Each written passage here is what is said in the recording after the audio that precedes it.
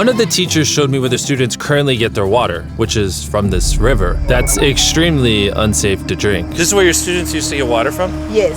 This is crazy. Yeah. You know, students complaining of diarrhea, infections like typhoid, because this is the water we've been using. So we try to treat, but you see, look at it, you know, but at the end of the day, life has to move on. You have to get some water anyway. This situation is obviously extremely sad. These children's lives are being limited and sometimes cut short from being forced to drink unsafe water. But at least for this village, we're gonna put an end to it right now.